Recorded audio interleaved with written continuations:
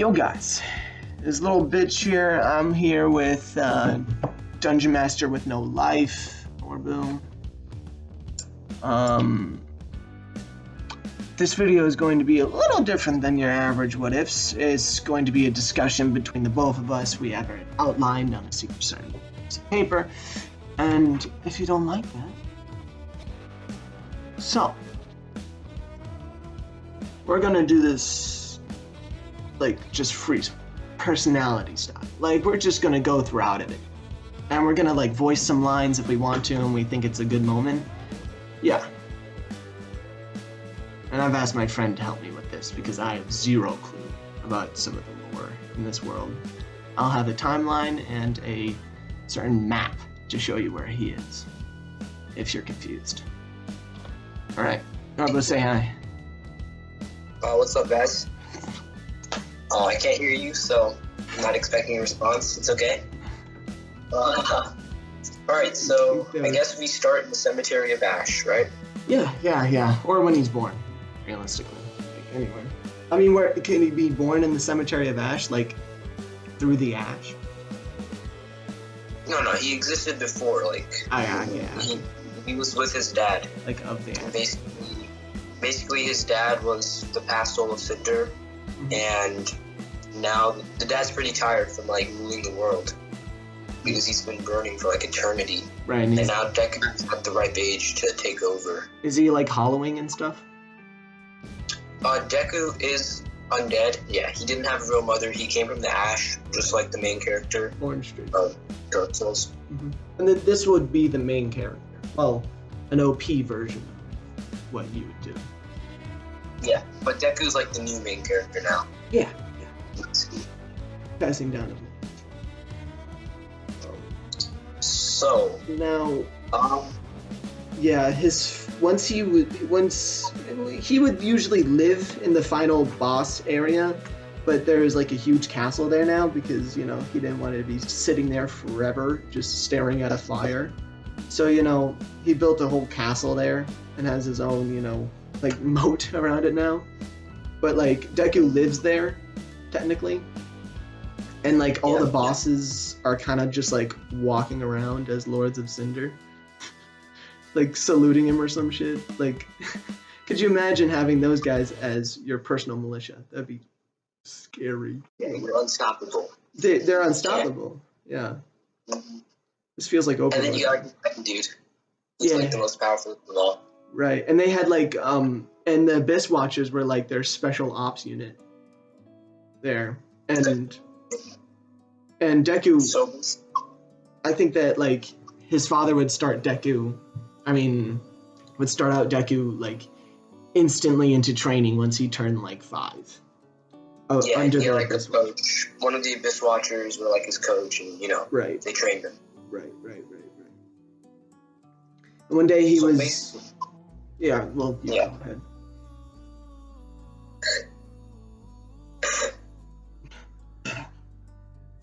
So basically, one day, I guess, the father's tired.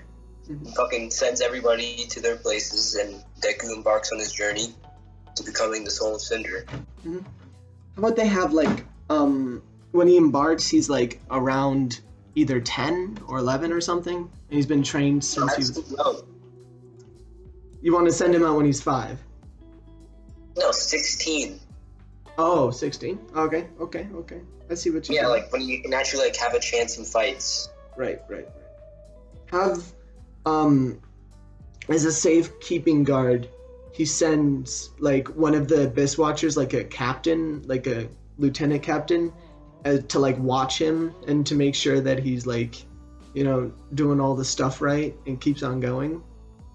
Well, the guy won't help him in fights. He won't help him. Yeah. He would just be spying on him for him. Yeah. Since the beginning, he'll just be watching him. Okay. Yeah. Well, though he'll start to feel bad that he's dying over and over again to all the bosses, and horrified to think that anybody else could do this shit, just constantly dying over and over again. Really horrifies them. All right, so we start in Cemetery of Ash. Deku's woken up in the coffin, just as usual, everyday morning type shit. Yep. And he walks out. It's a brand new world. It's like fresh air, and the bell's tolling, like over at the Firelink Shrine. Oh, that creepy ass starting of the game. Oh. And basically, I guess the Abyss Watcher dude, it's like, hey Deku, here's your weapon. He gives him he starts out with the dagger only. Like he's only allowed to have the dagger and shit. Just to make it go on like ultra hard mode, all he gets is the dagger for like forever, until he's given the greatsword, or he has to take the greatsword.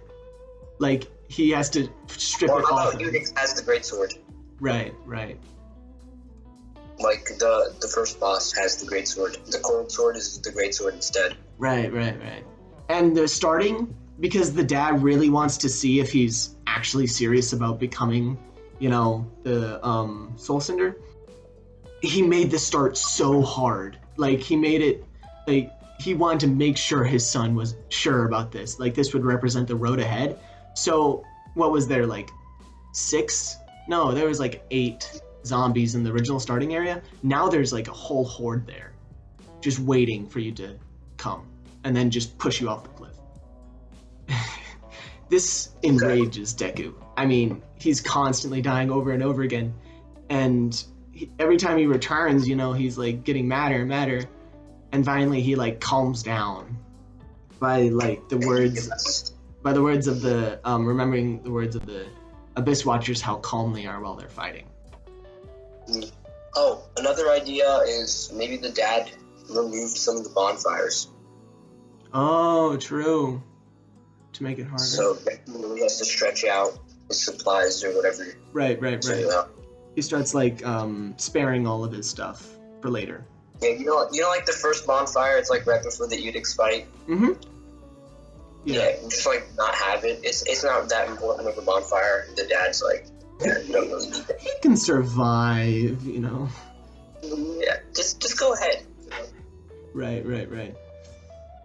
So I'm thinking that he figures out a magic spell for stealth, and he rips like this spell for like momentary like invisibility that will make you invisible for like half a second maybe, but he uses it the best he can, like climbing over the rocks, basically cheating the game while invisible, and he uses both of the spells to make him invisible and silent.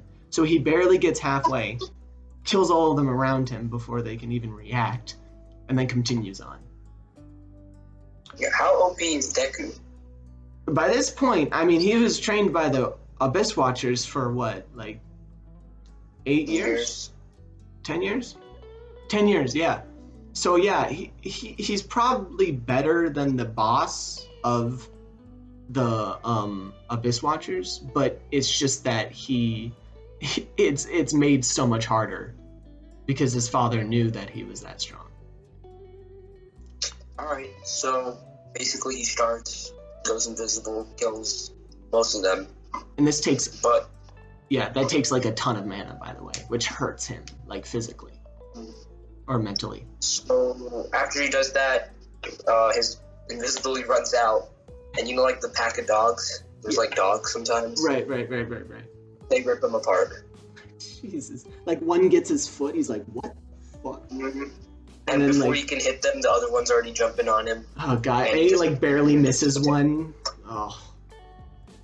I hate that. So basically he finally gets the feeling of dying for real. Yeah. Like he's really surprised. Like when he respawns at the bonfire, he just stares at it for like a whole hour, just like, what is my He's like, am I in heaven? Like what? But this is not heaven, no. I was in hell. I have to be in heaven by now, right? No? Where am I? But yeah, he just once he gets to the dogs again, this is basically just Groundhog's Day for him. Like trial and error over and over and over again.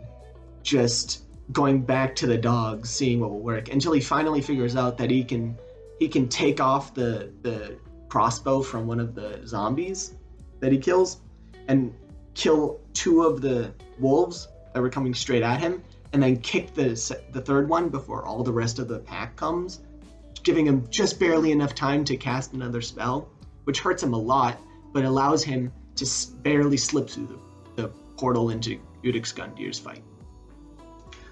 Okay, Now, so at this point he's pretty screwed. Right.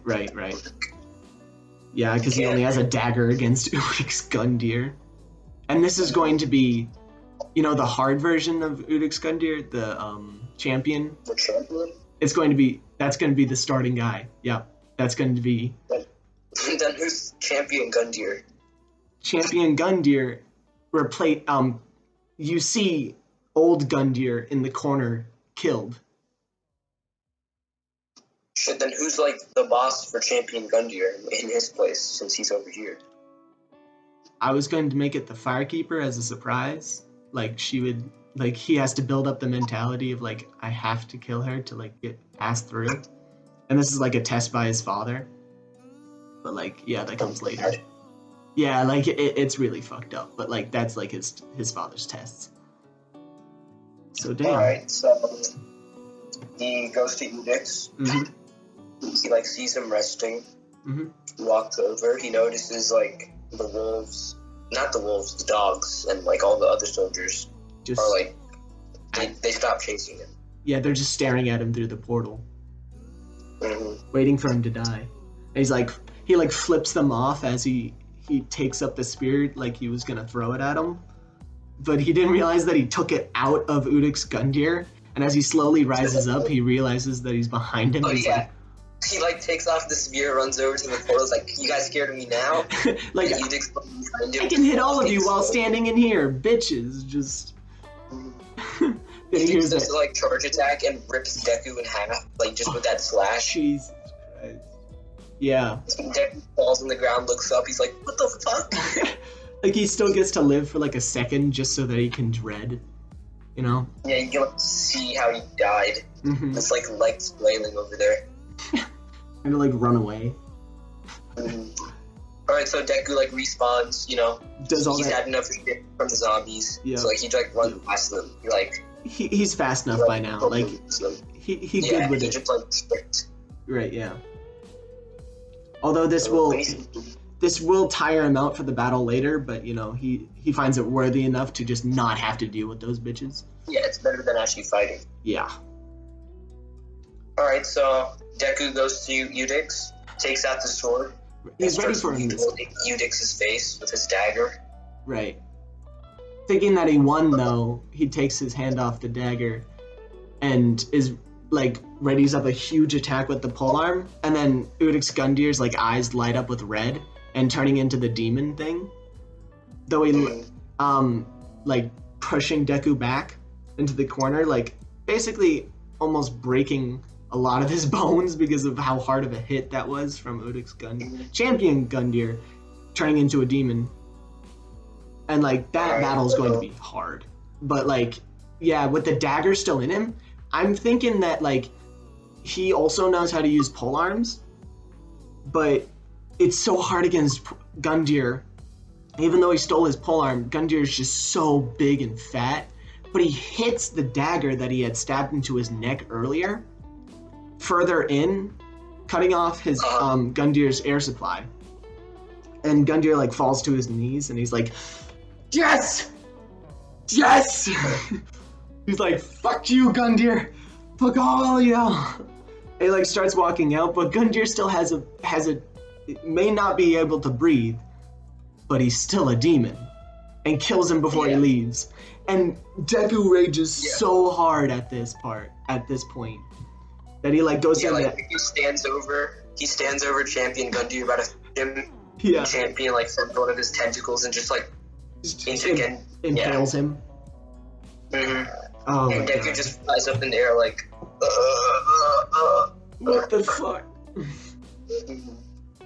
Yeah. Alright, so then he comes back, he does that shit again. He does everything again, and he's complaining the whole time, mumbling into himself. He's I can't believe I have to do this shit again. And this time, he stands over Champion, about to finish him off. Champion does the same attack, Deku dodges it. He's you thought you got me?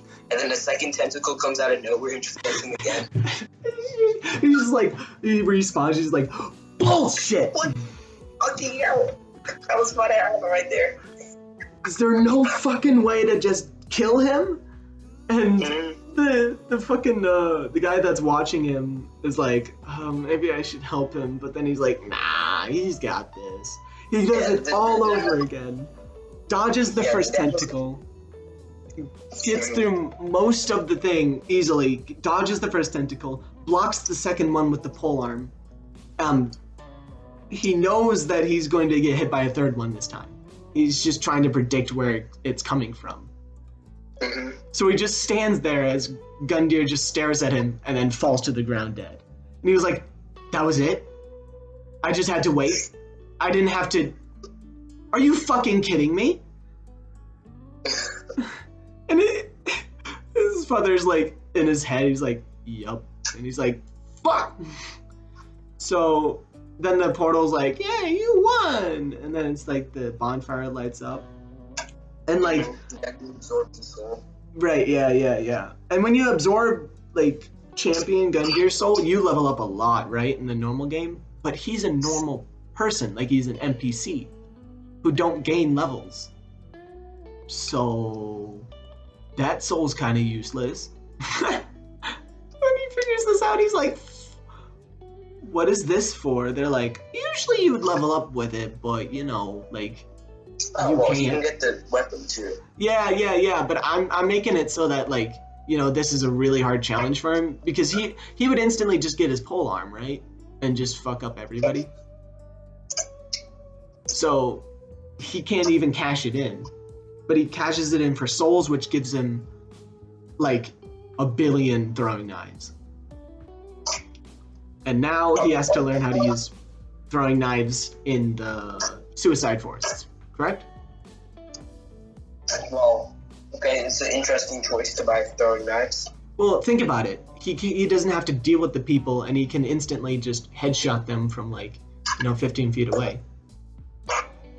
Oh, yeah. It's good work. It's better than the bombs, because the bombs are way too expensive. Alright, so after this, so he went to Firelink Shrine. Mm-hmm. He chills there.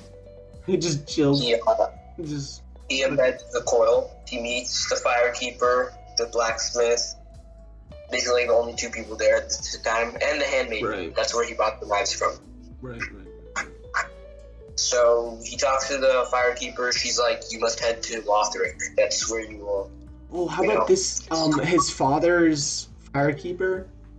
Oh, yeah, this isn't his father's Firekeeper. This is just his Firekeeper. Okay. Yeah. So wait, can Deku, like, level up and shit? Like, can you, like... He can learn, like, no, he can't level up because he's still a normal person. No, isn't he undead, though? Yeah, but, like, undead just have natural strength, and that's about it.